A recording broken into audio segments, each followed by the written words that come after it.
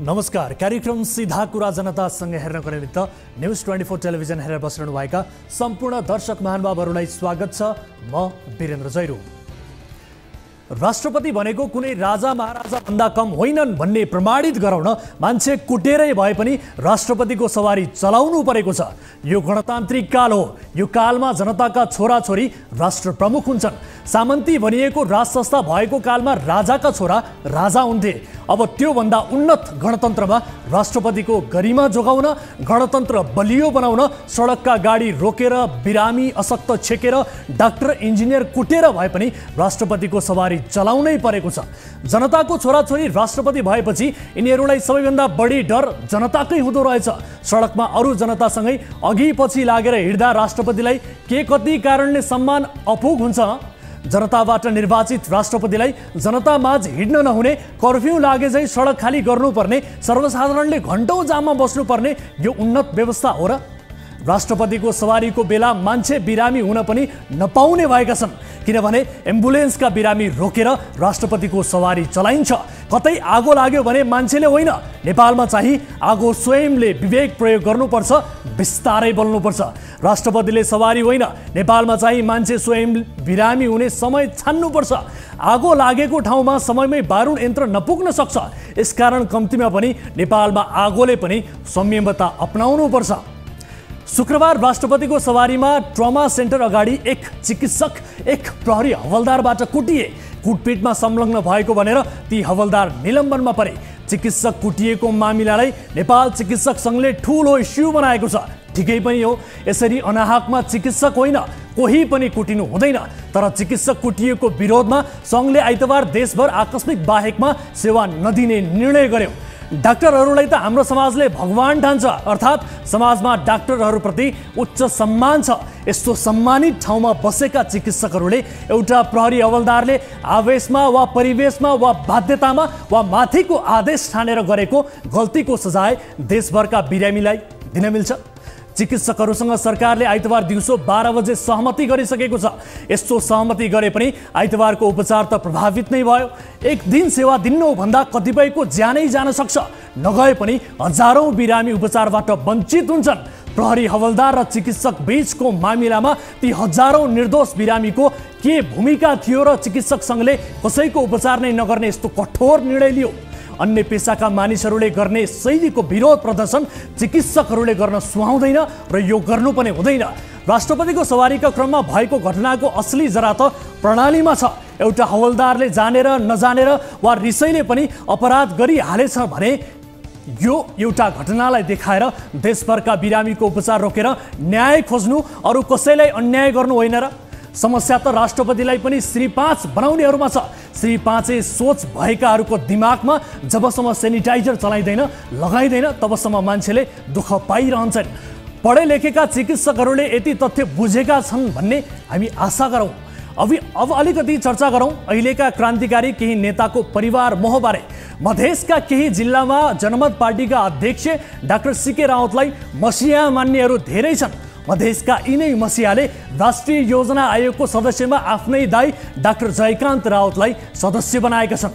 कुरा नचपाई भन्नुपर्दा नातावादका आधारमा सिफारिस गरिएका राउतलाई सुशासन दिन्छु भन्ने प्रतिज्ञा गरेका प्रधानमन्त्री प्रचण्डले योजना आयोगको सदस्यमा नियुक्त गरे। नातावादमा त्यसै पनि प्रधानमन्त्री चुर्लुम्म छन्। आफ्ना नातामा पर्नेहरूका लागि 10 वर्ष क्रान्तिलाई नै निलम्बन गरिदिने शैलीका प्रचण्डले अरूका नातामा पर्नेलाई चाहिँ नियुक्त गर्न मिल्दैन किन भन्थे र? राष्ट्रिय योजना आयोगमा सदस्य भएका सुशील गेवाली र अन्जना साक्यबारे त यसअघि हामीले धेरै भनिसकेका छौँ। राष्ट्रिय योजना आयोग भन्ने नाम सुन्दा विकासको खतरै खाका खोर्ने विज्ञहरूको एउटा निकाय हो जस्तो लाग्छ। खास हुनुपर्ने यस्तै नै हो। तर यसलाई हाम्रा माननीय सम्माननीयज्यूहरूले विशुद्ध रूपमा भागभण्डा गरेर आफ्ना झोले कार्यकर्ता नाताका मान्छेहरूको भर्ती केन्द्र बनाउनु भएको छ। राप्रपाले पाएको भागबाट आफ्नै पार्टीका केन्द्रीय कार्य सम्पादन समितिका सदस्य प्राध्यापक डाक्टर गीता भक्त जोशीलाई आयोगको सदस्य बनाइएको छ। दुःख त यस कुरामा भयो कि प्राध्यापक डाक्टर भइसक्दा पनि कुनै दलको झोले विद्वान बन्न सकिएन भने यस्ता आयोगहरूमा जागिर पाइँदैन। विज्ञ विद्वानहरू पुग्नुपर्ने ठाउँमा दक्षता क्षमता हेरेर योग्य मान्छे छानेर राखे हुँदैन र? तर हाम्रो देशको राजनीतिले योग्य तिनलाई मात्र देख्छ जसले दलको झोला बोकेका हुन्छन्। नेताहरूले गर्ने कर्म कुकर्ममा जसले बौद्धिकताको दुरुपयोग गरेर टालटुल गरिदिन्छन्, जसले राष्ट्रघातलाई पनि कुतर्क गरेर सही हो भन्ने बनाइदिएका हुन्छन्, हो अवसर तिनैले पाउँछन्। जबसम्म यो देशका विद्वान र विज्ञले समेत पदको लोभमा साँचो कुरा बोल्न सक्दैनन्, झुटो कुरालाई समर्थन गर्दै पार्टीको हनुमान बनिदिन्छन् भने यो देशको भलो कहिले हुन्छ? हजारौं किताब पढेर पढ्दा पढ्दै कपाल फुलाएर पढ्दा पढ्दै बुढो भएकाहरू नै एउटा सदस्य पदमा, एउटा राजदूत पदमा आफ्नो ज्ञान कुनै दलको नेताको पाउमा समर्पित गरिदिन्छन् भने भन्नुहोस् यो देशको कल्याण अब कसरी हुन्छ? आउनु सुरु गरौँ जनताको चासो, गुनासो र प्रश्न सहितको विशेष कार्यक्रम सीधा कुरा जनतासँग।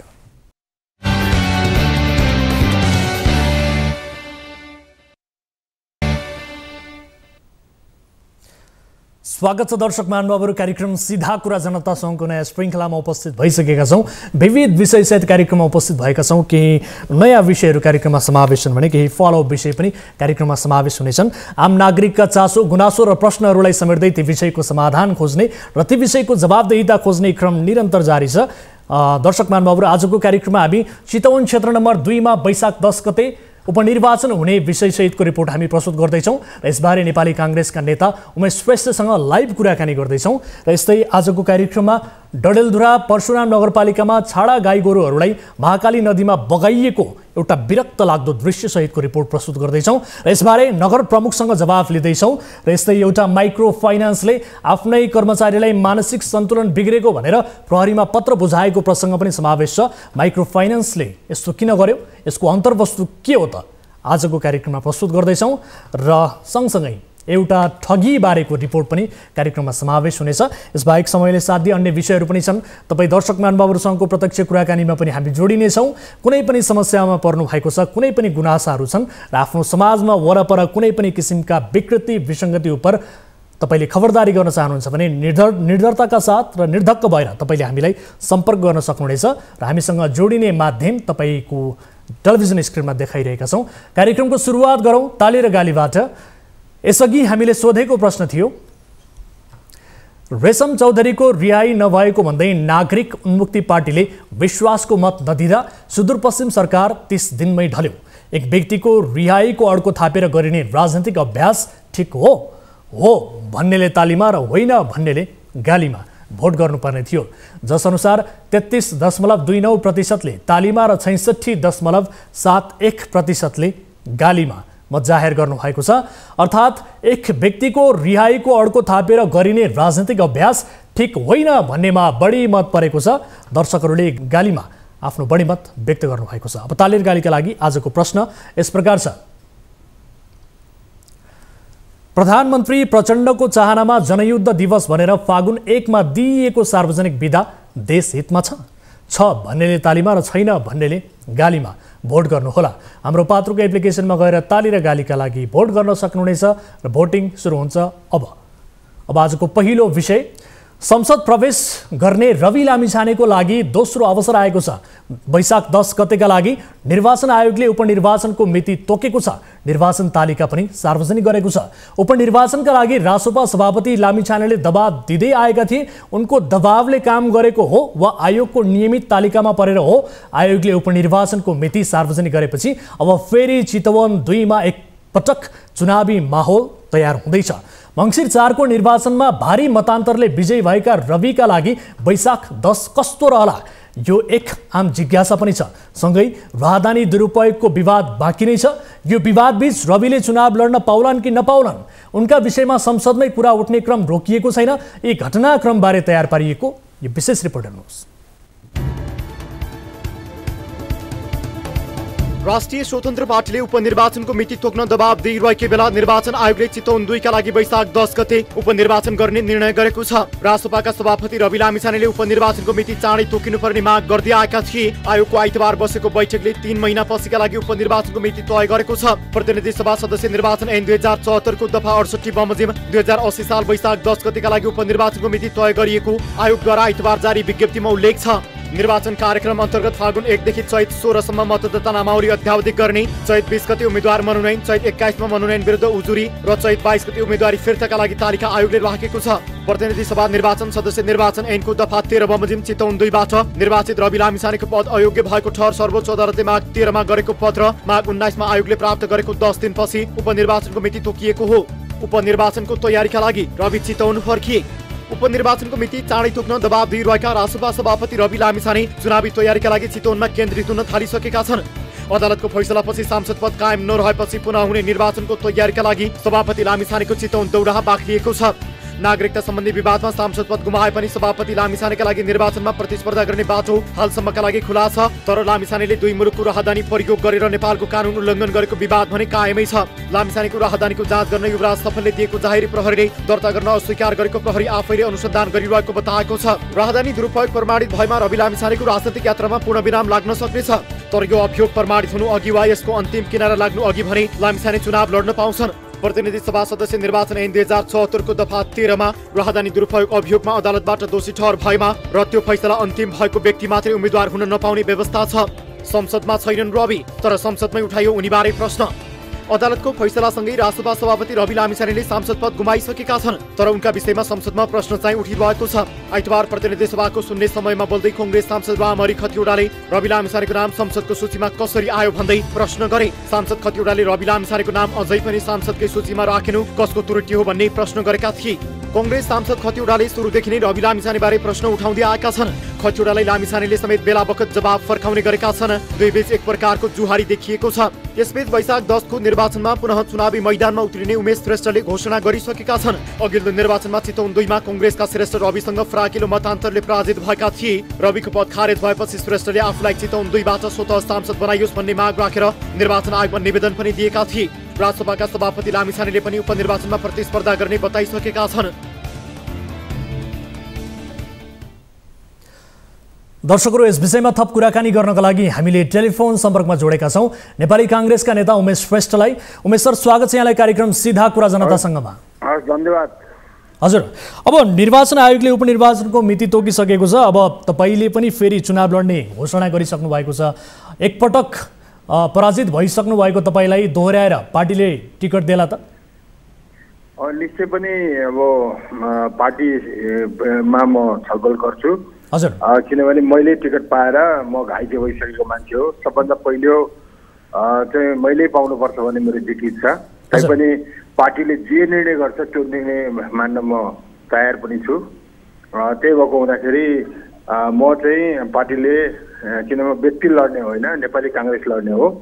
पार्टीबाट मैले भोलि अब उपनिर्वाचनमा टिकट पाएँ भने निश्चय पनि म लड्छु भने एउटा मनोभावना लिएर अगाडि बढेको छु। ठिक छ, फेरि पनि अब तपाईँ लड्छु भन्ने एउटा भनौँ न एक हिसाबले साहसमा हुनुहुन्छ। अब यसअघिको कुरा गर्ने हो भने रवि लामिछाने 49,264 मतले विजय हुँदा तपाईँले चाहिँ 14,983 मत प्राप्त गर्नुभएको थियो। झन्डै 34,281 मतको यहाँनिर फरक देखिन्छ होइन? यस्तो भारी मतले पराजित हुनुभएको तपाईँ फेरि पनि चुनाव लड्छु भन्ने एउटा साहस गरिरहनु भएको छ। यो साहसको रहस्य के हो, बताइदिनुहोस् त। निश्चय पनि पोलिटिक्समा लागिसकेपछि एउटा आशाको केन्द्र जहिले पनि हुन्छ। किनभने सधैँभरि अब जितै हुन्छ भन्ने केही छैन। नयाँ परिस्थिति परिवेशले उहाँले जित्नुभयो। उहाँलाई मैले हार स्वीकार गरेर पनि उहाँले चाहिँ शुभकामना दिएर म बसेको पनि हो। तर त्यो अवस्था, त्यो बेलाको अवस्था पृथक थियो भने अहिले चाहिँ त्यो क्षेत्र भनेको नेपाली कांग्रेसको बाहुल्य भएको क्षेत्र हो। मैले जति भोट पाएँ त्यो अवस्थामा चाहिँ हाम्रो क्रियाशील सदस्यको 1/3 भोट पनि मैले पाएको छैन। त्यही भएर म अब हाम्रो क्रियाशील साथीहरूलाई, त्यहाँ जिल्लाका साथीहरूलाई लगायत सारा साथीहरूलाई भनेर यो लडाइँ भनेको चाहिँ उमेश श्रेष्ठको लडाइँ होइन, नेपाली कांग्रेसको हो। एकजुट भएर हामीले देखाउन जरुरी छ। एकजुट हुन जरुरी छ भनेर म साहसका साथ भोलि लड्ने विचार गरेको छु। तर पार्टीको निर्णय म सर्वोपरि मान्छु। पार्टीमा मैले जे भन्छ अब यो कुराहरू चाहिँ पार्टीमा गएर अहिलेको अवस्थामा जसले जित्छ, म आफै पनि नम्बर 1 दावेदार उम्मेदवार हुँ, तर जसले जित्छ, जसले कम्पिटिसन गर्न सक्छ, अब हार बिहोर्नु हुँदैन। किनभने नेपाली कांग्रेस भनेको नम्बर 1 अहिले चाहिँ को पार्टी हो। त्यसलाई चाहिँ एउटा प्रुफ गर्नको लागि पनि यो ठाउँमा गएर जो उठे पनि नम्बर 1 मेरो दावेदार मेरो छ। तर म के भन्छु, जसले टिकट पाउँछ उसलाई म ज्यान दिएर सहयोग पनि गर्छु। मैले पाएँ भने पनि मैले आशा र विश्वास के लिएको छु भन्दाखेरि भोलि सारा साथीहरूले सहयोग गर्यो भने त्यो काङ्ग्रेसको बाहुल्य भएको ठाउँ हो, त्यसमा चाहिँ जित सुनिश्चित छ। तर एकजुट भएर लाग्यो भने निश्चय पनि त्यो प्रतिस्पर्धामा काङ्ग्रेस चाहिँ जान्छ जस्तो लाग्छ। ठिक छ, अब यसअघि त तपाईँलाई माओवादीले पनि साथ दिएको थियो होइन, यसपटक फेरि पनि माओवादीले अलायन्स गर्छ भन्ने केही सम्भावना छ?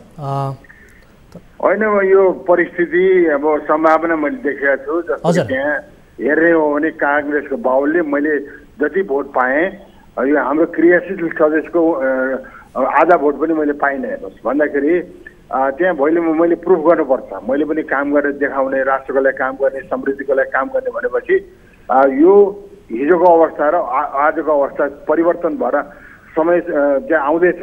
जहाँसम्म लाग्छ मैले चाहिँ अब साथीहरूले चाहिँ यो मान्छे काम गर्न सक्छ भनेपछि चाहिँ अहिले चाहिँ कुनै पार्टी पोलिटिक्स भन्दाखेरि चाहिँ जसरी चाहिँ अरू साथीहरूले चाहिँ विजय पाए भन्दाखेरि मैले पनि निश्चय पनि पाउन सक्छु भन्ने आशा र विश्वास लिएको छु। त्यसको लागि चाहिँ म काङ्ग्रेस लगायत अरू पार्टीबाट पनि यो काम गर्ने मान्छे यो काम गरेको छ, यसले चाहिँ आफ्नो जीवन केरियरमा चाहिँ एउटा प्रुफ गरेर देखाइसकेको मान्छे हो भनेर जहाँसम्म लाग्छ। तर यो माहौल हेरौँ अझै वैशाखसम्म ल ठिक छ। अब यति बेला यो बिचमा विशेष गरी रवि लामिछानेको राजधानी विवादको प्रकरण पनि छ। यो विवादको प्रकरण चलिरहँदा यस बिचमा झन्डै 3 महिना भयो चुनाव भएको, तपाईँले रवि लामिछानेको लोकप्रियता घटेको महसुस गर्नु भएको छ तपाईँले यस बिचमा? निश्चय पनि म भन्दिनँ, हेर्नुहोस् म विरोध गर्ने मान्छे पनि होइन, म कसैको विरोध पनि गर्दिनँ। म एकदमै सकारात्मक चिन्तन र सोच गर्ने मान्छे भएको हुँदाखेरि यो कुरो जनताले बुझ्छन्, जनताले भन्छन्, सामाजिक सञ्जालले भन्छ, सबैले भन्छ होइन। अझै चाहिँ अब अहिले चाहिँ भनौँ फागुन चैत 2 महिना बाँकी छ। त्यही भएको हुँदाखेरि 2 महिनाको समयमा धेरै कुरा परिवर्तन हुनसक्छ। मैले आशा गरेको छु। अब चाहिँ जनताले भोलि जसलाई जिताउँछ त्यो कुरा मान्नलाई, जनता भनेको भनौँ न सम्पूर्ण अधिकार, सर्वमान्य अधिकार जनताले भोलि छान्ने भएको नाताले त्यसमा चाहिँ मैले जस्तो परिणाम आउँछ त्यसलाई स्वीकार्न तयार छु। अब विशेष गरी एमाले र रासोपा मिल्यो भने चाहिँ के हुन्छ त भन्नुहोस् त, तपाईँ एक्लै चाहिँ भिड्न तयार हुनुहुन्छ? होइन, अब काङ्ग्रेसको तर्फबाट चाहिँ उम्मेदवार जसलाई पनि दिन्छ हेर्नुहोस् होइन, उम्मेदवार पक्कै हुन्छ हेर्नुहोस् होइन। जो भिडे जो लडे पनि चाहिँ निश्चय पनि नेपाली काङ्ग्रेसले उम्मेदवार दिन्छ। त्यसमा मलाई छानियो र उम्मेदवार बनायो भने निश्चय पनि म लड्छु। ठिक छ। अब तपाईँ आफ्नो व्यवसाय राम्रै गरी चलाएर बस्नुभएको मान्छे, सांसद बन्नुभयो, त्यसपछि मन्त्री हुनुभयो, त्यस यता राजनीतिको चस्काले राम्रै गरी भेट्यो। अब रवि लामिछाने कुरा गर्ने हो भने उहाँ पनि 1 महिना जति मन्त्री हुनुभयो, उहाँलाई पनि अझै कति भेटेको होला होइन। अब यो राजनीति भन्ने कुरा यस्तै हो कि अथवा के हो त, भेट्यो कि नसा चढिहाल्ने, के भन्नु? सबभन्दा ठुलो कुरो के रहेछ भने मैले चाहिँ अब एउटा जिरोबाट स्टार्ट गरेर विभिन्न सेक्टरमा मैले काम गरेर एउटा प्रुभन गर्ने एउटा रेकर्ड चाहिँ कायम गरेको छु। मैले मेरो व्यक्तिगत स्वार्थ भन्दाखेरि राष्ट्र निर्माणको लागि, समृद्धिको लागि नेपाल धेरै सम्भावना भएको हुँदाखेरि राजनेताले नीति ऐन परिवर्तन नगरिकन चाहिँ देश सम्पन्न हुन सक्दैन। त्यसको लागि चाहिँ म जान खोजेको, मेरो कुनै पनि व्यक्तिगत इन्ट्रेस्ट पनि छैन, कुनै पनि मेरो स्वार्थको इन्ट्रेस्ट छैन। अब भनेको मैले यो मेरो जीवनको लागि चाहिँ कमसेकम चाहिँ समृद्धिको लागि, गरिब जनताको लागि काम गर्छु भनेर जान खोजेको हो। अब मलाई जिताए म काम गर्न सक्छु, होइन भने मैले काम नै गरिरहेको छु। काम गरेर मेरो अब व्यक्तिगत भयो, तर राष्ट्रको लागि चाहिँ के भन्छ भने काम गरेर नेपाल भनेको 10 वर्षमा कायापलट हुनसक्छ, समृद्धि हुनसक्छ। त्यसको लागि चाहिँ एउटा सानो एउटा चाहिँ मैले सक्ने सेवा गर्छु भनेर त्यसमा लाग्नु खोजेको मात्रै हो। हेर्नुहोस् ठिक छ। अब कुनै मुद्दा मामिला खेपिरहेका व्यक्तिलाई उम्मेदवार बन्न दिन हुन्छ कि हुँदैन त तपाईँको विचारमा, के लाग्छ, के भन्नुहुन्छ? सबभन्दा रुल अफ ल, वास्तव भन्यो भने रुल अफ ल मान्नुपर्छ। हजुर, जुन चाहिँ निर्णय चाहिँ सर्वोच्चबाट गर्छ त्यो कुरो सबैले मान्नुपर्छ। हेर्नुहोस् होइन, अब यो कुरो चाहिँ अब समयमै निर्णय चाहिँ दियो भने चाहिँ म के भन्न चाहन्छु भने दुःख पनि पाउनु पर्दैन। अहिलेको उपनिर्वाचन भन्दाखेरि 5-5 चोटि 7-7 चोटि चाहिँ त्यहाँ चाहिँ अब निर्वाचन यो समस्या भयो भन्दाखेरि निर्वाचन आयोगले निर्णय नदिएको कारणले उपनिर्वाचन हुन पुगिरहेछ। यत्रो गरिब मुलुकमा राष्ट्रको ठुलो धन चाहिँ खर्च हुँदैछ। हेर्नुहोस्, यो हुनु नपरोस् भन्दाखेरि जे निर्णय गर्नुपर्ने हो त्यो निर्णय चाहिँ समयमा दियो। जस्तो अहिले मैले पनि एप्लिकेसन दिएको थिएँ, त्यो निर्णय चाहिँ चाँडो दियो भनौँ। म यसको लागि निर्वाचन आयोगलाई चाहिँ विशेष धन्यवाद दिन चाहन्छु। आवश्यकता परे म चुनाव लड्छु, आवश्यकता परे म सर्वोच्च पनि जान सक्छु, तर म सल्लाह गर्छु। मैले एक्लैको निर्णय होइन, पार्टीको निर्णय कानुन विधिहरूसित सरसल्लाह गरेर जान हुनेछ भने जान्छु।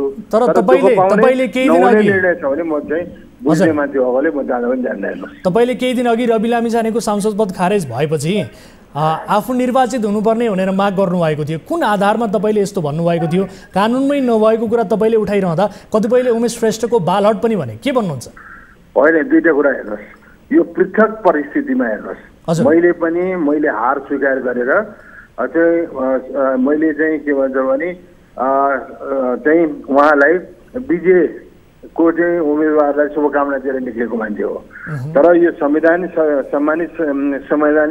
इजलासबाट जुन फैसला भइसकेपछि यो पृथक परिस्थितिमा के भयो भन्दाखेरि चाहिँ उहाँको पुरा प्रक्रिया, पुरा सांसद पद, पुरा उप प्रधानमन्त्री सबै चाहिँ के भन्छ भने हटिसकेपछि सेकेन्ड भएको त म हो भनेपछि कमसेकम यो पृथक अवस्था स्थिति भएको हुँदाखेरि भोलिको दिनमा पनि एउटा यस्तो नजिर बनोस् कि ताकि चाहिँ राज्यको ढुकुटीबाट पनि खर्च नहोस्।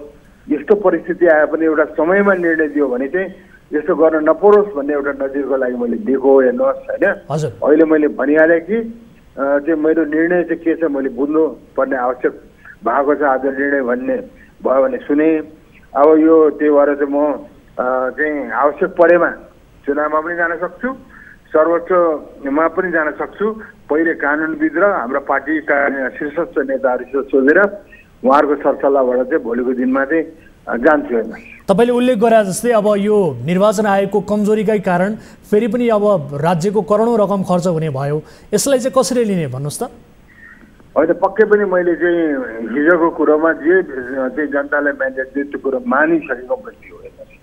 तर अब त्यो निर्णय चाहिँ 5-5वटा एप्लिकेसन दिँदाखेरि हजुर पछि चाहिँ निर्वाचन आयोगमा एप्लिकेसन दिइसकेपछि त्यो अनिर्णयले गर्दाखेरि चाहिँ के भन्छ सर्वोच्चले निर्णय गरेपछि हेर्नुहोस् होइन, त्यसले गर्दाखेरि जित्ने मान्छेलाई पनि ठुलो लस भयो। हेर्नुहोस्, उहाँले जुन आशा चाहिँ जुन जुन सोचबाट अगाडि जानुभएको थियो उहाँलाई पनि ठेस लाग्यो, उहाँलाई पनि अन्याय भयो। म जस्तो मान्छेलाई हिजै निर्णय गरिदिएको एउटा निर्णय भएको भए कमसेकम चाहिँ त्यो त्यहाँ चुनाव लड्ने मान्छेहरूलाई चाहिँ न्याय हुन्छ कि भन्नको लागि चाहिँ एप्लिकेसन दिएको। त्यही भएर म के भन्न चाहन्छु भन्दाखेरि भोलिको अवस्थामा चाहिँ निर्णय कुनै निर्णय 2 दिनमा गर्ने, कुनै निर्णय चाहिँ हुललाई हेरेर कमसेकम चाहिँ 10 दिन 15 दिन नगर्ने। यस्तोले गर्दाखेरि चाहिँ सबैले दुःख पायो। यो हुनु हुँदैन। त्यो कानुन नियममा भएअनुसार निर्वाचन प्रक्रियामा 2 दिन 3 दिनभित्र निर्णय गर्यो भने यो समस्या हुँदैन, राष्ट्रको ढुकुटीको पैसा पनि जाँदैन, जनतालाई दुःख पनि हुँदैन भन्नको लागि मात्रै दिएको। मेरो पर्सनल इन्ट्रेस्टलाई केही छैन। तर निर्णय के भयो त्यो हेरेर मैले निर्णय गरेर भोलिको दिनमा सरसल्लाहबाट चाहिँ म अगाडि जान्छु। ठिक छ, अब अन्तिममा मेरो अन्तिम प्रश्न यहाँलाई, विशेष गरी हिजोका दिनमा पनि तपाईँको प्रतिस्पर्धी हुनुहुन्थ्यो र भोलि पनि तपाईँकै प्रतिस्पर्धी हुने सम्भावना लगभग स्योर नै छ होइन? रविको बारेमा विशेष गरी उहाँको राजधानी प्रकरणको यो मुद्दा चलिरहँदा उहाँको बारेमा यो छानबिन हुनुपर्छ भन्ने आवाज उठिरहँदा तपाईँ यसबारे केही भन्न चाहनुहुन्छ? अन्तिममा मेरो प्रश्न, यो रुल अफ ल नियम कानुनले जे भन्छ उहाँको म विरोध गर्दिनँ। हजुर, कानुन सम्बद्ध जे हुन्छ, कानुनले जे ठर्छ, त्यो न्यायालयले जे ठर्छ त्यो कुरा म मान्छु। हेर्नुहोस्, उहाँ उम्मेदवार हुन योग्य हुनुभयो भने लड्नुहुन्छ, उम्मेदवार गर्न योग्य भएन भने चाहिँ लड्नुहुन्न। त्यो कुरो चाहिँ मैले केही पनि भन्दिनँ। त्यो कुरो निर्णय गर्ने अधिकार भनेको चाहिँ कानुन छ। कानुन अनुसारको जुन चाहिँ उहाँको निर्णय हुन्छ त्यो अनुसार चाहिँ जे निर्णय भएको छ त्यो कुरो चाहिँ रुल अफ ल मान्ने व्यक्ति भएको नाताले त्यो मान्न म तयार छु। हस् उमेश सर, यो समय र यो राजनैतिक संवादका लागि तपाईँलाई धेरै धेरै धन्यवाद। हस्, तपाईँहरू पनि समय दिनुभयो, त्यसको लागि पनि न्युज 24 लाई विशेष धन्यवाद दिन चाहन्छु। हस् दर्शक महानुभावहरू, हामीले यसबारे कुराकानी गऱ्यौँ नेपाली कङ्ग्रेसका तर्फबाट यसअघि निर्वाचनमा प्रतिस्पर्धी रहनुभएका र फेरि पनि उपनिर्वाचनमा प्रतिस्पर्धी हुन्छु भन्ने किसिमको आकांक्षा राखिरहनुभएका उमेश श्रेष्ठसँग विशेष गरी राजधानी प्रकरणका कारण राष्ट्रिय स्वतन्त्र पार्टीका सभापति रवि लामिछानेको विशेष गरी चुनाव लड्न पाउँछन् कि पाउँदैनन् भन्ने किसिमको दुविधा पनि छ। तर प्रतिनिधि सभा सदस्य निर्वाचन ऐन 2074ले उनलाई उम्मेदवार बन्नबाट रोक्दैन। ऐनमा कतै पनि चालु मुद्दामा उम्मेदवार हुनबाट रोकिने व्यवस्था गरिएको छैन र त्यसमाथि लामिछानेको राजधानी मुद्दा अदालतसम्म पुगेकै छैन। त्यसकारण रवि लामिछाने राजधानी प्रकरणले उपनिर्वाचनमा उम्मेदवार हुनबाट रोकिने छैनन्। यो विषयलाई हामीले रिपोर्टमा समेत समावेश गरेका छौँ। अब अर्को विषयतर्फ यहाँको ध्यान आकर्षण गराइहाल्छु। डडेलधुराको परशुराम नगरपालिकामा संरक्षण गरिनुपर्ने गाई गोरुलाई महाकाली नदीमा बगाइएको छ। तस्करी गर्न भारत लैजाने चेष्टा जस्तो देखिए पनि गाई गोरुलाई महाकाली नदीमा धकेलिएको भिडियो फुटेज विरक्त लाग्दो छ। परशुराम नगरपालिका सधैँ यस्तै प्रकारका अनेक काण्डहरूका कारण विवादमा पर्दै आएको छ। गाई गोरु महाकाली नदीमा हाल्न नगरपालिकाले नै पैसा दिएको भनेर बोल्ने मान्छेहरू पनि छन्। कदाचित गाई गोरुलाई महाकालीमा हालेर मार्ने नियत नहोला, तर भारत पुर्याएर मार्ने उद्देश्य त अवश्य हो।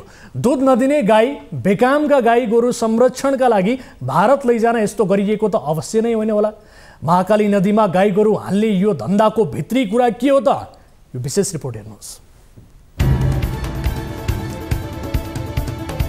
यो दृश्य डडेलधुराको परशुराम नगरपालिका अन्तर्गत पर्ने नेपाल भारतको सीमा नदी महाकालीको हो। दृश्यमा लाइफ ज्याकेट लगाइरहेका केही युवाहरू गाई गोरुलाई लखेटी लखेटी महाकाली नदीमा बगाइरहेका छन्।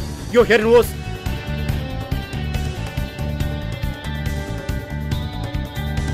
शनिबार दिउँसो 3 बजेतिर परशुराम नगरपालिका 5 पारी गाउँ स्थित महाकाली नदीमा झण्डै 100 गाई गोरु यसै गरी बगाइएको छ। नगरपालिकाले व्यवस्थापन गर्न नसकेपछि छाडा चौपायाहरूलाई भारत कटाउन महाकाली नदीमा बगाएको हो।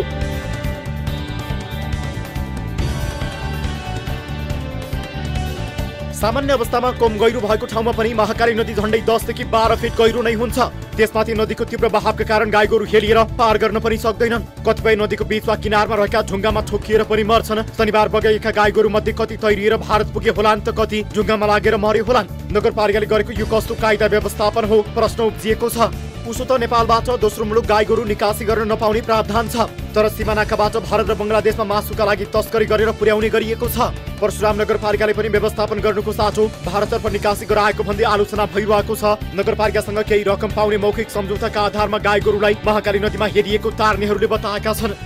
तुम ठेकेदार हो गरे 750 रुपियाँ खा 900 रुपियाँ 950 मा 900 मा भेल्ले तुमले 450 रुपियाँ दिनु कि नै केटाहरुलाई। महाकालीमा गाई गोरु बगाउँदै गर्दा एक स्थानीय युवाले भिडियो बनाइरहेका थिए। उनीहरू भिडियो बनाउने युवालाई मोबाइल नै फुटाइदिने धम्की दिइरहेका थिए।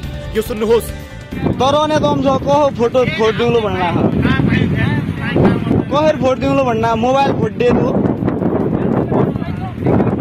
कसो कुरा गरन्छ यार। यद्यपि नगरपालिकाले भने स्थानीयले आफ्नै मनमर्जीले महाकालीमा गाई गोरु बगाएको जनाएको छ। यद्यपि यस घटनाको परशुरामवासीले निन्दा गरेका छन्। पछिल्लो समय नगरपालिकामा छाडा पशु चौपाया व्यवस्थापनको समस्या विकराल बनिरहेको छ। केही दिन अघि मात्र स्थानीयहरूले नगरपालिकाको कार्यालय परिसरमै छाडा चौपाया लगेर छोडिदिएका थिए। त्यस बेलामा नगरका मेयर भरत जोशीले तत्काल व्यवस्थापन गर्ने आश्वासन दिएका थिए, तर पटक पटक पहल गर्दा पनि नगरपालिकाले व्यवस्थापनमा चासो नदेखाएको स्थानीयको गुनासो छ। स्थानीयहरूले विगत 2 वर्षदेखि आफ्नो समुदायमा छाडा चौपायाको व्यवस्थापन गर्दै आएका छन्, तर यति बेला उनीहरू आदेत भइसकेका छन्। यता नगरपालिकाले भने चौपाया व्यवस्थापनको लागि गौशाला निर्माणको लागि टेन्डर भइसकेको जनाएको छ। छाडा चौपाया व्यवस्थापनका लागि नगरपालिकाले 35 लाख रुपियाँ विनियोजन पनि गरेको जनाएको छ। दर्शकहरू, यस विषयमा जवाब दिनका लागि हामीले टेलिफोन सम्पर्कमा जोडेका छौँ। परशुराम नगरपालिकाका प्रमुख भरत बडायर जोशी हाम्रो सम्पर्कमा हुनुहुन्छ। नगर प्रमुखजी, यहाँलाई स्वागत छ कार्यक्रम सीधा कुरा जनतासँगमा। धन्यवाद। हजुर, अब तपाईको नगरको वडा नम्बर 5 र 6 को सिमानामा पर्ने अर्थात् महाकाली नदीमा गाई गोरु धकेलिएको दृश्यसहितको रिपोर्ट हामीले प्रस्तुत गर्यौं। यसरी नदीमा गाई गोरु बगाउन कसले लगायो र किन लगाएको भनिदिनुस् त। हैन, म तपाईलाई थोरै ब्याकग्राउन्डमा जान चाहन्छु। हजुर, यो जुन यो छाडा पशु चौपायाको समस्या छ, यो अहिलेको एकदमै ठुलो समस्याको रूपमा देखा परेको छ। विशेष गरी हामीभन्दा पनि यहाँको जुन छिमेकी जिल्लाहरू छन् कैलाली र कञ्चनपुर, अब त्यहाँको सिमानाबाट पनि यहाँ ओहोरदोहोर हुने समस्या देखिरहेको छ। र सँगसँगै हाम्रो केही वडाहरू 3-4 वडाहरू हाम्रो भारतसँग पनि जोडिएको छ। ओपन बोर्डरको समस्या छ यहाँ हेर्नुहोस्, होइन। त्यही भएर अहिलेको समस्यामा महाकालीमा पानी पनि कम हुन्छ र त्यहाँ पनि गाई गोरुहरू आवत जावत हुने समस्या त्यहाँ पनि देखिरहेछ र त्यस हिसाबले अब अहिलेसम्म हामीले यसको लागि यो समस्या समाधानका लागि धेरै प्रयास पनि गरिरहेको हेर्नु मैले नगर प्रमुख भइसकेपछि हामीले यस वर्ष ल्याएको आर्थिक वर्षको यो वर्षको बजेटमा त्यो कुरा पछि सुनाउला सर, म विस्तृतमा आउँछु। तर यो घटनामा पर्टिकुलरली हामी कुराकानी गर्ने हो भने यो घटना के हो, कसले लगाएको यसरी महाकाली नदीमा यसरी गाई गोरुहरू धकेल्न चाहिँ कसले लगायो भन्नु न सर। होइन, तपाईँलाई केही ब्याकग्राउन्ड बुझ्नु पनि जरुरी हुन्छ यो कुरामा आउनको लागि होइन। हजुर, त्यही भएर तपाईँले प्रश्न गरिसक्नुभयो त केही सुन्ने धेरै त तपाईँले पनि राख्नुपर्ने हुन्छ। मैले त्यो कुरा किन कोट गर्न खोजिरहेको छु भन्दाखेरि हामीले प्रयास गरिरहेछौँ यही वर्षको आर्थिक वर्षको बजेटमा हामीले बजेट व्यवस्थापन गरेर गौशाला निर्माणको लागि टेन्डर भएर काम अगाडि बढिसकेका छ हेर्नुहोस् है। अर्को कुरा हामीले अस्थायी रूपमा हामीले गौशाला निर्माण गरेर हामीले नगरपालिकाले नै हेरालाको व्यवस्था गरेर त्यहाँ पनि व्यवस्थापन गरिरहेछौँ। घाँस पराल पानी खुवाउनेदेखि लिएर त्यहाँ पनि व्यवस्थापन गरिरहेछौँ। र अर्को कुरा जुन हामीले प्रत्येक वडाहरूमा अहिले एयर ट्याकिङको व्यवस्थापन गरिरहेको छौँ, प्रत्येक गाई गोरुको एयर ट्याकिङको व्यवस्थापन पनि त्यो हिसाबले गरिरहेको छौँ यो समस्या समाधानका लागि। र जुन तपाईँले हिजोको घटनाको कुरा गर्नुभयो मैले पनि सामाजिक सञ्जाल मार्फत त्यो घटना जानकारी पाएँ होइन। त्यसपछि मैले सम्बन्धित वडा अध्यक्षहरूसँग पनि समन्वय गरेँ र यी प्रकारका प्रहरी साथीहरूलाई पनि मैले यो विषयमा के हो गएर छानबिन गर्नको लागि उहाँलाई पनि अनुरोध गरेँ। अहिलेसम्म बुझ्दै गर्दा के पाइएको छ भन्दाखेरि सम्बन्धित वडा अध्यक्षलाई छलफल गर्दै गर्दा जुन त्यहाँ यो अहिलेको मौसममा अहिलेको समयमा त्यहाँबाट भारतबाट त्यहाँ त्यो सिमानाबाट आवत जात हुने गरेको पाइयो र त्यहाँ विशेष गरी त्यहीँका स्थानीय बासिन्दाले त्यहीँका 6 नम्बर र 5 नम्बरका स्थानीय बासिन्दाले जुन यो पशु छाडा चौपाईले त्यहाँ समस्या गरेपछि त्यहाँको अब बालीजानीमा नोक्सानी गरेपछि उहाँहरूले नै के गाउँलेहरूले नै त्यो त्यहाँबाट पारी तारेको भन्ने कुरा समाचारमा अहिलेसम्म हामीले त्यो त्यहाँ कुराकानी गर्दै गर्दा त्यो बुझ्न आएको छ। र हिजो त्यो केस आएपछि हामीले प्रहरीलाई पनि खबर गरेका थियौँ, उहाँहरूले पनि गएर त्यो विषयमा हेर्नु भएको छ। जुन हिसाबले बगाइयो यताउता गरियो भन्ने त्यो बगाएको त्यो भेटिएको चाहिँ छैन, तर पारी तारिएको भन्ने कुरा बुझिएको छ। र यसको लागि उहाँहरूले पनि बुझ्दै गर्दा स्थानीयले नै त्यहाँ क्षति गरेपछि पारीबाट ओहोर दोहोर गरिराख्ने भएकाले पारी तारेको भन्ने समाचार आएको छ। ठिक छ मेयर साहब, तपाईँले भन्नुभयो। अब म तपाईँलाई एउटा प्रश्न गरिहाल्छु। यो घटनामा संलग्न युवाहरूको बयान अनुसार नगरपालिकाले नै केही रकम दिएर उनीहरूले बताएछन् विशेष गरी 950 एक गोरु बापत 950 रुपैयाँ दिने मौखिक सम्झौता गरेर गाई गोरुलाई यसरी नदीबाट भारत कटाउन लगाएको भन्ने कुराको उहाँहरूले बताइरहनु भएको छ। व्यवस्थापन गर्नुको साटो परशुराम नगरपालिकाले कुनै पनि बजेट विनियोजन गरेको छैन। हामीले कुनै पनि व्यक्तिलाई पैसा दिएका छैनौँ। अन्य कुनै नगरपालिकाले अन्य कुनै पालिकाले पैसा व्यवस्थापन गरेको हो भने त्यो हामीलाई जानकारीमा आउँदैन। तर नगरपालिकाले हामीले भन्यो नि अहिलेसम्म नगरपालिकाले बजेट व्यवस्थापन गरेको गौशाला निर्माणमा हो, अस्थायी गौशाला निर्माणमा हो, त्यस्तै हेरालाको हेरचाहको लागि हो, त्यस्तै एयर ट्याकिङको लागि मात्रै हामीले यो बजेटको व्यवस्थापन गरेका छौँ। अन्य कुनै पनि त्यो बाहेकका कुनै पनि क्रियाकलापमा हामीले त्यो विशेष गरी यसमा बजेटको व्यवस्थापन गरेका छैनौँ। र त्यो एउटा कुरा के हुन्छ भन्दाखेरि त्यो अब नियोजित रूपमा मेयरलाई विवादमा पार्न होइन, यो संस्थालाई विवादमा पार्नको लागि कसैले नियोजित रूपमा त्यो कुराहरू बोलेको हुनसक्छ या त्यो भ्रमहरू फैलाएको हुनसक्छ होइन। तपाईँले नियोजित हो भनिरहँदा यस घटनामा संलग्न युवाहरू को थिए? त्यो लाइफ ज्याकेट लाएर यसरी गाई गोरुलाई धकेल्ने युवाहरू को थिए? केही पहिचान गर्नुभएको छ? हिजोको घटना हो, दिनभर तपाईँले के गर्नुभयो? हिजो साँझ सामाजिक सञ्जालमा आइसकेपछि हामीले इलाका प्रहरीलाई खबर गरिसकेका छौँ। उहाँहरूले पनि त्यो विषयमा बुझ्दै हुनुहुन्छ होइन। र तपाईँलाई म के आग्रह गर्न चाहन्छु भने जो कोही भए पनि यो खुला तार्ने कुरा मात्रै नभएर नेपाल भारतको सिमाना पनि भएकाले एकदमै सेन्सिटिभ विषय हो। त्यसमा जो कोही भए पनि हामीले प्रहरीलाई अनुसन्धानका लागि हामीले आग्रह गरेका छौँ। जो कोही भए पनि हाम्रो तर्फबाट हुने सम्बन्धित व्यक्तिलाई हामीले कडाभन्दा कडा कारबाहीको लागि पहल गर्ने कुरा म तपाईँलाई जानकारी गराउन चाहन्छु। अब दुध नदिने गाई विशेष गरी काम नगर्ने गोरुलाई यसरी भारत चाहिँ किन पुर्याइन्छ भन्ने कुरा तपाईँलाई थाहा छ मेयर साहब? अनि त्यो चाहिँ मलाई थाहा भएन हेर्नुहोस्। हजुर, अब यो तपाईँलाई भनिसक्यो समस्या एकदमै पेचिलो हुँदै आएको छ। विशेष गरी यहाँको अब यो हाम्रै पालिकाको भन्ने कुरा पनि छैन। अब खुला सिमाना छ, पारी इन्डियाबाट पनि आएको हुनसक्छ। फेरि कैलाली कञ्चनपुरमा यो हाम्रोभन्दा बढी समस्या कैलाली कञ्चनपुरमा छ हेर्नुहोस्। त्यहाँबाट पनि यता पठाउने छोड्ने त्यो किसिमको यहाँ परिपाटी रहेको छ। त्यस कारणले गर्दा यो समस्याले यहाँ समस्या हाम्रो पालिकामा निम्ताउँदै गरेको छ। त्यही भएर समाधानका लागि हामीले भरपुर प्रयास गरिरहेको छौँ होइन। मेयर एक्लैले या नगरपालिकाले मात्रै प्रयास प्रयास गरेर पनि यो कुरा समस्याको समाधान गर्न ठिक छ त्यति प्रभावकारी देखिन्न। त्यही भएर बरु यो समस्या समाधानको लागि होइन कसरी समाधान गर्न सकिन्छ भन्ने कुरामा सबैको सहयोगको लागि म चाहिँ अब यी गाईबस्तुलाई चाहिँ छाडा कसले छाडे त ल भन्नुहोस् न। केही दिन अघि नगरपालिकाको परिसरमै लगेर स्थानीयहरूले त्यहाँ छोडिदिएका अवस्था पनि थियो। त्यति बेला तपाईँले तत्काल यसको व्यवस्थापन गर्छु भनेर प्रतिबद्धता पनि जनाउनु भएको थियो होइन तपाईँलाई म जानकारी गर्न चाहन्छु। त्यसपछि नै हामीले 2-3 दिनलाई हेरेर राखेका छौँ। त्यसपछि नै हामीले एउटा अस्थायी गौशालाको व्यवस्थापन गरेका छौँ। त्यसपछि नै हामीले गाईहरूको लागि छाडा गाईगोरुको लागि हामीले पराल घाँसको र खाने पानी खुवाउने व्यवस्थापन गरेका छौँ। त्यसपछि मात्रै हामीले आएर के गरेका छौँ भन्दाखेरि एउटा प्रत्येक गाईगोरुलाई घर घरमै गएर प्रत्येक व्यक्तिको घरमै गएर डाटा रिकर्डको काम गरेका छौँ। प्रत्येक घर घरमा गएर हामीले एयर टेकिङको व्यवस्था काम गरेका छौँ। यस्ता थुप्रै कामहरू त हामीले त्यो 1 महिनाको दौरानमा गरेका छौँ नि त। त्यो कामहरू पनि त हेर्नु पऱ्यो नि त। मेरो साहब हाम्रो मुख्य प्रश्न के हो भने विशेष गरी यसरी जो गाई गोरु छोड्ने किसानहरू छन् दुध दिँदा चाहिँ पाल्ने त्यस पछाडि लगेर छोडिदिने यसलाई छाडा रूपमा छोडिदिने त्यस्ता किसानहरूलाई कारबाही गर्नुहुन्छ कि अथवा यो नगरपालिकाको बजेट यसपटक तपाईँहरूले 35 लाख रुपियाँ विनियोजन गर्नुभएको छ यसरी जनताको पैसा गाई गोरु स्याहार्नमै खर्च गर्ने हो त यसतर्फ पनि तपाईँहरूले सोच्नु भएको छ? होइन यसमा प्रष्ट रूपमा नगरपालिकाले कारबाही ल्याइसकेको छ। हामी कारबाहीको दायरामा पनि ल्याउँछौँ। तर बुझ्नुपर्ने कुरा के हो भन्दाखेरि जुन यहाँ छोडिएका छाडा गाई गोरुहरू छन् त्यो पहिचान गर्न पनि त गाह्रो छ नि। कसले छोड्यो भन्न पनि त गाह्रो छ नि त। त्यही भएर हामीले तत्काल पछि अब यो त उता खुला सिमाना छ त्यहाँबाट पनि आएको हुनसक्छ। कैलाली कञ्चनपुरबाट पनि त्यहाँबाट आएको हुनसक्छ। अरू छिमेकी पालिकाहरू छन्। तर त्यसको लागि हामीले के पनि गरिरहेका छौँ भन्दाखेरि त्यही भएर यदि नगरपालिकाभित्रको व्यक्तिले त्यो छोडेको हो भन्दाखेरि हो भने त्यो पहिचानका लागि त हामीले एयर ट्यागिङ गरेका छौँ। प्रत्येक गाई गोरुको घर घरमै गएर ट्याग लगाइरहेका छौँ। त्यसमा ट्याग नम्बर लेखिरहेको छ। त्यसमा घरधनीको नाम लेखिरहेको छौँ। त्यो हो भने भोलिको दिनमा यदि ट्याग लगाएको गोरु छोडियो नभए ट्याग लगाए रिकर्डभन्दा कम गोरु मान्छेको घरमा भेटियो भने त्यसपछि उहाँहरूलाई कानुनी दायरामा त ल्याउन सकिन्छ नि त। हामीले कानुनी दायरामा ल्याउन सहज हुनको लागि नै हामीले यो प्रक्रिया अगाडि बढाएको कुरा पनि तपाईँले बुझ्न जरुरी छ। हेर्नु ठिक छ हिजोकै घटनामा दोहोऱ्यौँ विशेष गरी तपाईँले पनि दृश्य हेरे भन्नुभयो गाई गोरुलाई नदीमा बगाउँदा कति त अब भनौँ न एक हिसाबले तैरिएर भारतमै पुगे होलान् केही चाहिँ ढुङ्गा ठोकिएर मरे पनि होलान् होइन।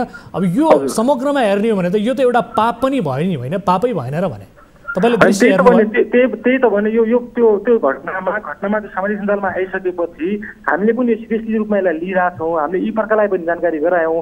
तर हामीले हाम्रो सिमानामा हामीले त्यहाँ गएर हामीले पुलिसलाई सर्च पनि गर्न लायौँ। त्यस्तो मरेको अवस्थामा यता घाइते अवस्थामा कुनै पनि गाई गोरु अहिलेसम्म भेटेको अवस्था छैन। तर त्यसको लागि हामीले छानबिन गरिरहेछौँ। मैले भने नि यो कुरामा हामी एकदम स्ट्रिक्टली यो कुरामा एक्सनमा उत्रिन्छौँ। त्यो नगरपालिकाले कसैलाई त्यो यस्तो कुरामा संलग्न हुनुपर्ने या बचाउनु पर्ने त्यस्तो कुनै पनि किसिमको कुरामा नगरपालिका संलग्न छैन। त्यही भएर जुन व्यक्ति यस्ता कुरामा संलग्न छ त्यस्ता व्यक्तिलाई कानुनी कारबाहीमा ल्याउनुको लागि हामी आफ्नो तर्फबाट पहल गर्ने पनि तपाईँलाई जानकारी गराउन चाहन्छु। हस् मेयर साहब यो अत्यन्त पशु अधिकारका दृष्टिले पनि एकदमै निन्दनीय घटना हो। पापको पराकाष्ठ भएको छ तपाईँको नगरपालिकामा। कसरी भयो यसको सत्य तथ्य छानबिन गर्नका लागि तपाईँले आफ्नो तर्फबाट भूमिका निर्वाह गर्नुहोला। किनभने नगरपालिकाले नै मौखिक सम्झौता गरेर यसो गर्न लागेको भन्ने किसिमको आरोप पनि आइरहँदा मैले तपाईँलाई केही बेर अघि पनि प्रश्न गरेँ आग्रह गर्न चाहन्छु।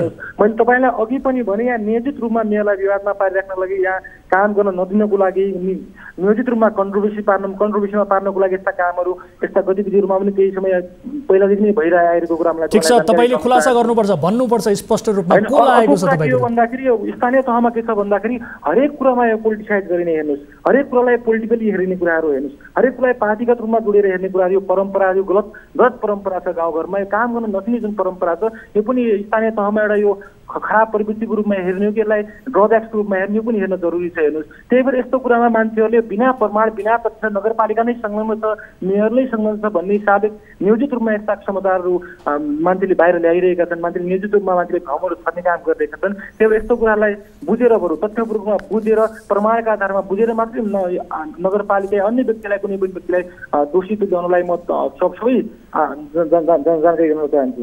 हस् मेयर साहब यस विषयमा तपाईँले स्पष्ट पार्नु भएको छ र अब कुरा रह्यो छानबिनको। यो छानबिनमा के आउँछ हामी पक्कै पनि फलोअप गर्नेछौँ। समय र संवादका लागि धन्यवाद। होइन तपाईँलाई पनि धन्यवाद छ। प्रायः अहिले सबैले एकलौटी रूपमा नै समाचार सम्प्रेषण गर्ने काम गरेर हुन्छन्। तपाईँहरूले हाम्रो तर्फबाट पनि कुरा राख्ने मौका दिनुभयो यसका लागि तपाईँलाई पनि धेरै धन्यवाद। हस् धन्यवाद। दर्शक महानुभावहरू यो पापको पराकाष्ठ भएको छ। यसरी पशु अधिकारको कुरा पनि यहाँनिर जोडिन्छ। यस विषयलाई हामीले प्रस्तुत गरेका छौँ र यस घटनाको सत्य तथ्य छानबिन होस् कसरी र किन कसको निर्देशनमा महाकाली नदीमा गाई गोरु बगाइयो र यी गाईगोरु बगाउनुको पछाडिको कारण के हो, नियत के हो, त्यो स्पष्ट रूपमा छानबिन गरियोस् यही चाहन्छौँ। पालो भएको छ ब्रेक पछाडि फेरि उपस्थित हुनेछौँ। कतै नजानु होला, यहाँहरू हेरिरहनु भएको छ कार्यक्रम सीधा कुरा जनतासँग मात्र न्युज 24 टेलिभिजनमा।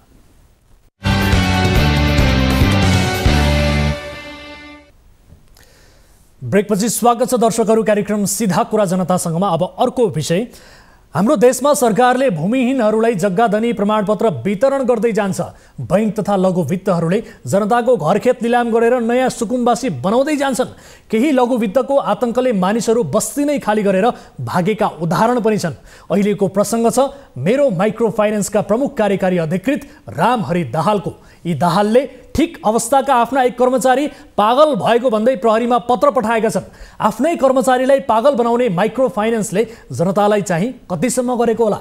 छोराको उपचारका लागि मेरो माइक्रो फाइनेन्सका कर्मचारी नवीन कुमार शाहले बिदा मागेका थिए, तर सिइओ दाहालले ती कर्मचारीको मानसिक सन्तुलन ठिक नभएको भन्दै प्रहरीमा पत्र बुझाएको मामिला बाहिरिएको छ।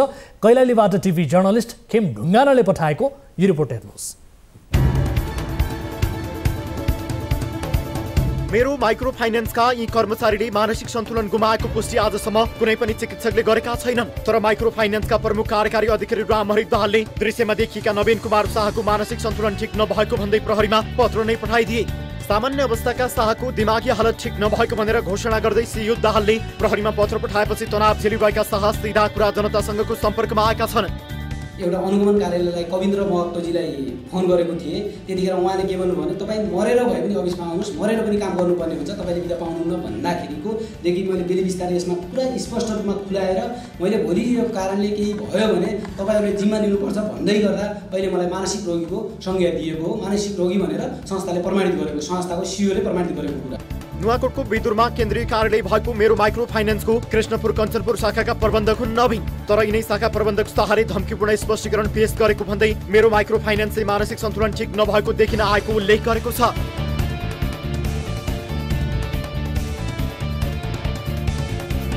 आफै कार्यरत रहेको संस्थाले प्रहरीमा समेत मानसिक सन्तुलन गुमाएको भनेर पत्राचार गरेपछि शाह विभिन्न निकाय धाएर अहिले आफू अन्यायमा परेको भन्दै सिधा कुराको सम्पर्कमा आएका छन्। उनले छोराको उपचारका लागि मागेको बिदा संस्थाले स्वीकृत नगरेको र बाध्य भएर बिदाको निवेदन बुझाएर उपचारका लागि गएको दाबी गरेका छन्। मेरो खुच्चेको कोलोस्टोमिक भएर 2-3 चोटि अपरेसन भइसकेको कुरा, अनि अहिले पनि देखाउनु पर्ने भएको हुनाले सर मैले बिदा जानुपर्ने हो भनेर मैले सरलाई रिक्वेस्ट गरेँ। सरले के भन्नुभयो भने ल म पनि बिदा बसेको छु सर, मैले जानकारी गराइदिउँलासम्म भन्नुभयो उहाँले।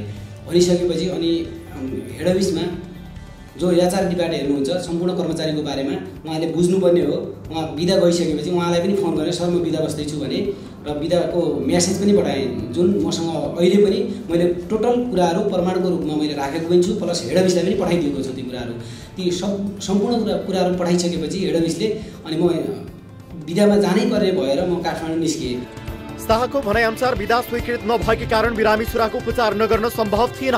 उनले बिदाको निवेदन दिए, छोराको उपचार गराएर काममा फर्किए। वर्षमा एकपटक लिएको बिदामा संस्थाले स्वीकृत गर्नुको सट्टा उल्टो ज्ञातना दिँदै स्पष्टीकरण मागेको पीडित कर्मचारीको भनाइ छ। अनि सार्वजनिक बिदाको दिन पनि हामीले काम गर्नुपर्ने, अनि हामीलाई हाम्रा छोराछोरी बिरामी हुँदाखेरि हामीले बिदा नपाउने, अनि यो कस्तो नियम हो? अहिले लघुवित्त नेपालमा लघुवित्तहरू सबैको त्यही व्यथा छ। अहिले कसैको केही बारेमा बोल्यो भने पुरै सस्पेन्ड गर्ने, अनि सरुवा गर्ने, बढुवामा रोक दिने, 5-5 वर्षदेखि कसैको बढुवा नगरिदिने। उसले सानो केही कमेन्टले अथवा केही उसमा मेसेजमा लेख्यो भने उसको जिन्दगी गयो, उसले न बढुवा पाउँछ न बुक पाउँछ। अनि कतिपय त एचआरले के भन्न भ्याउँछन् भने ल पुरानो कर्मचारी भइसक्नु भयो, 4-5 वर्ष भइसक्नु तपाईँ जागिर छोड्नुहोस्, नयाँ आएपछि आउटपुट दिन्छन्। हो यस्तोसम्म हुन सक्छन् भन्न सक्छन् भने हो भोलि यिनीहरूले कर्मचारीको लागि कतिसम्म राम्रो गर्न सक्छन्। मेरो माइक्रो फाइनेन्सले श्रम शोषण गरेको, ओभरटाइमको ज्याला नदिएको जस्ता आरोप पनि लगाएका छन्। शनिबार काम गराए उहाँहरूलाई कानुन त त्यतिखेर पनि हामीले ओभरटाइम पाउनु पर्थ्यो होला। शनिबार काम गरेपछि, बिदाको दिन काम गरेपछि ओभरटाइम पाउनु पर्थ्यो होला। त्यो त व्यवस्था छैन नि त, संस्थाले त्यो गरे पनि छैन, अहिलेसम्म कसैले पनि दिएको छैन। संस्थाको चलाखी, प्रोत्साहनमा परिने डरले प्रहरीलाई पत्र। मेरो माइक्रो फाइनेन्सले माघ 23 मा जिल्ला प्रहरी कार्यालय कञ्चनपुरलाई जानकारी दिई सहयोग गरिदिने सम्बन्धमा वैश्विक पत्रमा शाहले आत्महत्या गरिदिने धम्की दिएको उल्लेख छ। शाहले त्यस्तो निर्णय लिई हालैमा दुरुत्साहन मुद्दाबाट जोगिन सकियोस् भन्ने अभिप्रायले मेरो माइक्रो फाइनेन्सले प्रहरीलाई पत्र लेखेको देखिन्छ। माइक्रो फाइनेन्सको दाबी अनुसार माघ 9 देखि 13 गतेसम्म 5 दिन शाह बिदामा बसेका थिए। शाहले छोरा बिरामी भएर उपचारका लागि मागेको भन्ने दाबी गरे पनि माइक्रो फाइनेन्सले बिना स्वीकृति 4 दिन गैर भएपछि उनलाई स्पष्टीकरण माग गरिएको जनाएको छ। संस्थालाई शाहले बुझाएको स्पष्टीकरणमा भनिएको छ, निस्वार्थ काम गर्ने कर्मचारीलाई अप्ठ्यारोमा परि संस्थाले कारबाही गर्छ भने भोलिका दिनमा मबाट अप्रिय घटना भएमा मेरो शरीरको तथा मबाट आश्रित मेरो परिवारको समेत यसै संस्थाले सम्पूर्ण जिम्मेवारी लिनुपर्नेछ। शाहको स्पष्टीकरणमा धम्की दिएको उल्लेख गर्दै मेरो माइक्रो फाइनेन्सले जिल्ला प्रहरी कार्यालय कञ्चनपुरमा निवेदन दिँदै शाहबाट कुनै घटना भएमा त्यसको जवाबदेही आफू हुन नसक्ने भनेर कानुनी औपचारिकता पूरा गरेको देखिन्छ। मेरो माइक्रो फाइनेन्सले प्रहरी कार्यालयमा बुझाएको पत्रमा निज शाहबाट जसोसुकै घटना पनि घट्न र घटाउन सक्ने प्रबल सम्भावना र आशंका देखिएकोले सो कुरालाई मध्यनजर राखी निज नवीन कुमार शाहबाट भविष्यमा हुन सक्ने घटनाको वित्तीय संस्था जवाबदेही हुन नसक्ने बेहोराको जानकारी लिई सहयोग गरी पाउन यो निवेदन पेश गरेको छु भनिएको छ। पत्रमा संस्थाका प्रमुख कार्यकारी अधिकारी रामहरि दाहालले हस्ताक्षर गरेका छन्। सो पत्रसँगै कृष्णपुर शाखालाई शाहको 7 दिनको चालचलन बुझेर लिखित जानकारी गराउन बोधार्थ दिइएको पनि छ।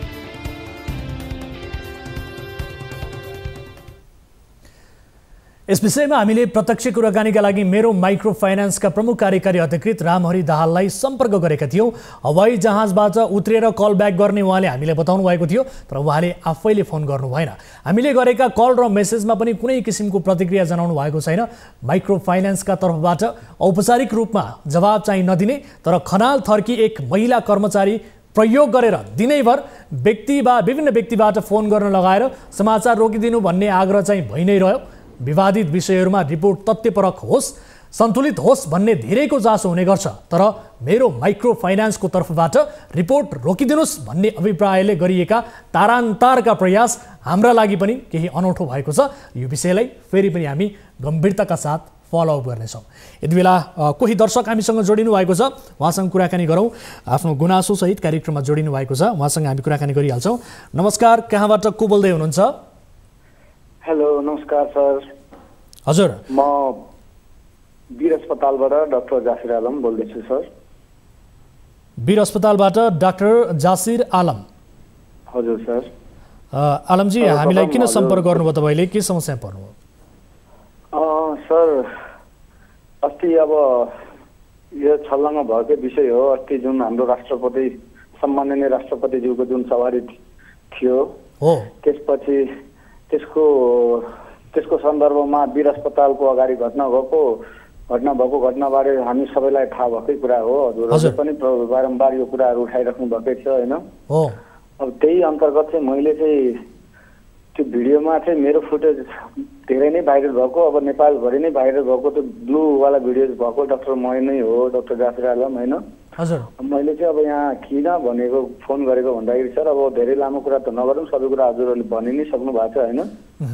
मेरो चाहिँ कुरा चाहिँ यो छ भन्दाखेरि अब पिटाइ मैले खाएँ, बुट मैले खाएँ होइन? अब आदेश कहाँबाट थियो उहाँहरूले जानुन् होइन? किन कुट्नुभयो उहाँहरूले जानुन्, तर कुटाइ खाएको आज 72 घन्टा भइसक्यो सर। म अस्पतालको अहिले पनि ट्रमाको 2 दिन एचडीमा बसेर अहिले वार्डमा सिफ्ट भएको छु। मलाई यतिसम्म पिटेका छन् कि होइन? हजुर। डबल 2 चोटि मेरो पेटको सिटी स्क्यान, 2 चोटि टाउको सिटी स्क्यान, भिडियो एक्सरे गराइयो, सबै एक्सरे गराइयो। भगवानले चाहिँ मलाई सायद बचाउन लेख्नु भएको रहेछ। त्यत्रो पिटाइ खाँदै पनि गम्भीर चाहिँ चोटपटक, गम्भीर रोग चाहिँ लागेन। तर आज चाहिँ 6 बुँदे सहमति भएको छ नि त नेपाल हो, यसमा तपाईँ सन्तुष्ट हुनुहुन्छ कि हुनुहुन्न? हजुर सर, हो। म त्यही सन्दर्भमा नै मेरो चाहिँ चित्त दुखाइ के छ भन्दाखेरि सर, हजुर अब यो नयाँ नेपाल भन्नुहुन्छ होइन? नयाँ नेपालमा यो थियो, यो पुरानै सिस्टम गइराख्नु भएको थियो। त्यहाँ 6 दोस्रो बुँदामा लेखिएको छ कि तपाईँको यो छानबिन हामी 1 हप्ता लाग्छ रे होइन? अनि त्यसपछि मैले 1 हप्ता लाग्छ भनेर पढेर मैले न्युज पाएँ। त्यसपछि म एकदमै भएँ होइन? अब चिन्ता त लाग्छ, मैले यत्रो पिटाइ खाएको छु होइन? म हस्पिटलमा भर्ना भएको छु। मैले माथि आफ्नो सम्बन्धित एसोसिएसनमा फोन गर्दाखेरि 1 हप्ताको टाइम किन भनेर सोद्धाखेरि उहाँहरूले के भन्नुभयो भन्दाखेरि हामीलाई त्यहाँ फुटेजहरू हेर्नको लागि 1 हप्ताको टाइम लाग्छ अरे। कति हास्यास्पद कुरा होला यो सर। फुटेज, एउटा सीसीटीभी फुटेज हेर्नको लागि, जबकि त्यहाँ वीर अस्पतालको अगाडि त्यहाँ तपाईँ आफै आएर पनि हेर्नु सक्छ या जसले पनि, सबैलाई थाहा भएको कुरा हो होइन? त्यहाँ मिनिमम पनि 10 वटा सीसीटीभी क्यामेरा होला चौमारा बिरको अगाडि हैन हजुर यति मात्रै माग्छु त्यहाँ सीसीटीभीमा हेर्नुस् हैन अनि उहाँहरुको भनाइ चाहिँ 1 हप्ता लाग्छ रे मेरो चाहिँ माग के थियो भन्दाखेरि त सीसीटीभी फुटेज हेर्न 1 हप्ता लाग्छ र के कतै यो पुरानै नेपाल त्यही पुरानै खेल त्यही पुरानै प्रवृत्ति दोहोरेको त भनेको चिकित्सक संघले तपाई चाहिँ कुटपिटमा परेकै होइन भन्ने किसिमको दाबी गरिरहेको छ कि अथवा तपाई कुटपिटमा चाहिँ परिरहँदा पनि तपाईको समस्यालाई तपाईलाई सोधपुछ गर्ने अथवा भनौं न तपाईलाई कुनै त्यस्तो किसिमको एउटा केयर गर्ने त्यस्तो कुरामा चासो नदिएको भन्ने गुनासो हो कि के हो त? हजुर सर मलाई चाहिँ बिल्कुलै चासो नदिएको हो सर मेरो गुनासो अनि कुटपिट पनि गरेको गुनासो त छँदैछ हैन हजुर बिना अनि कहीँ पनि मेरो नाम पनि उल्लेख भएको छैन जबकि मैले यति धेरै पिटाइ खाएको छु भर्ना भएको छु हैन त्यो चाहिँ प्रथम गुनासो। अर्को मुख्य गुनासो के छ भन्दाखेरि सर मेरो मोबाइल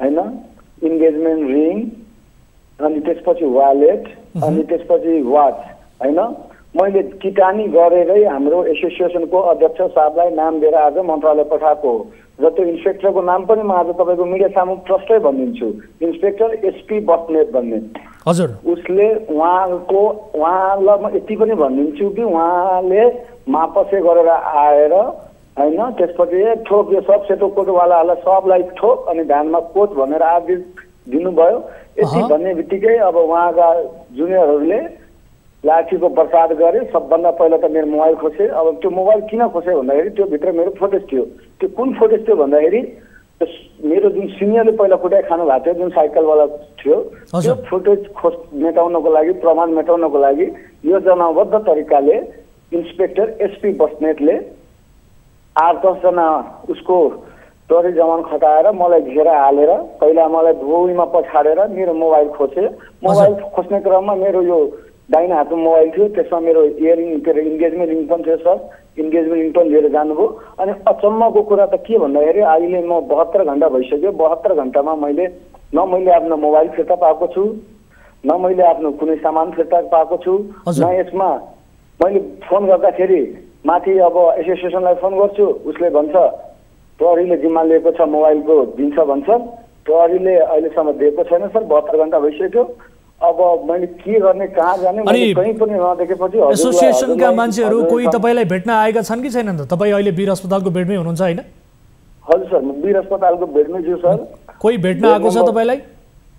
सर अस्ति राति चाहिँ अब एनएमए को महासचिव समथिङ रिजाल सर आउनु भएको थियो। हजुर। अनि आज चाहिँ अब मैले नि फोन गरिसकेपछि चाहिँ मलाई कोही पनि भेट्न आएन भनेर मैले गुनासो राखेपछि एउटा दुईटा इन्टरभ्यू दिइसकेपछि चाहिँ आउनु भएको हो या त्यो इन्टरभ्यू हेरेर आउनु भएको कि नहेरिकन आउनु भएको उहाँहरूलाई थाहा होला। तर आज चाहिँ अहिलेको चाहिँ अध्यक्ष जुन हुनुहुन्छ अनिल बराल सर चाहिँ आउनु भएको थियो। हस् डाक्टर आलम तपाईको यो गुनासो हामीले सुन्यौं तपाईको यो समस्याप्रति हामी पक्कै पनि फलोअप गर्छौं र सम्बन्धित निकायको गम्भीर रूपमा ध्यानाकर्षण पनि गराउन चाहन्छौं। तपाई र मेरो कुराकानीका आधारमा एसोसिएसनको पनि गम्भीर रूपमा ध्यानाकर्षण होस् जसले आज 6 बुँदे सहमति गरेका छन्।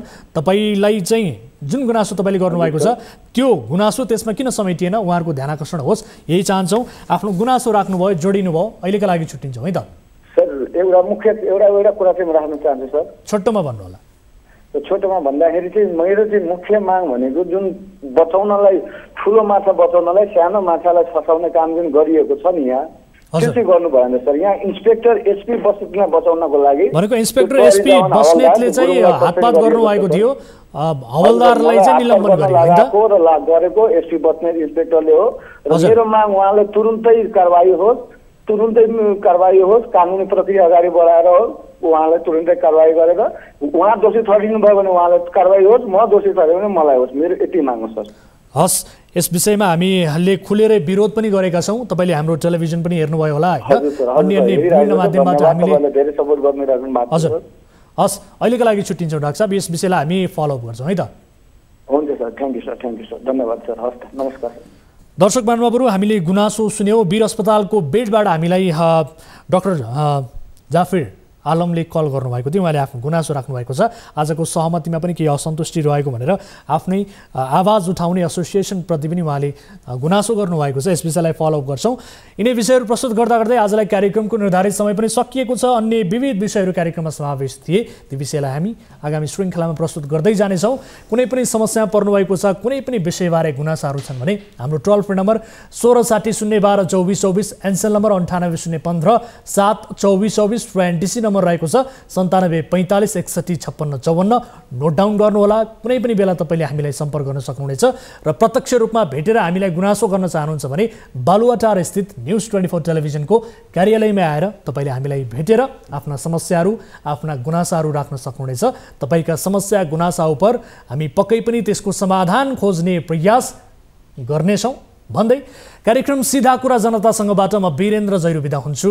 नमस्कार।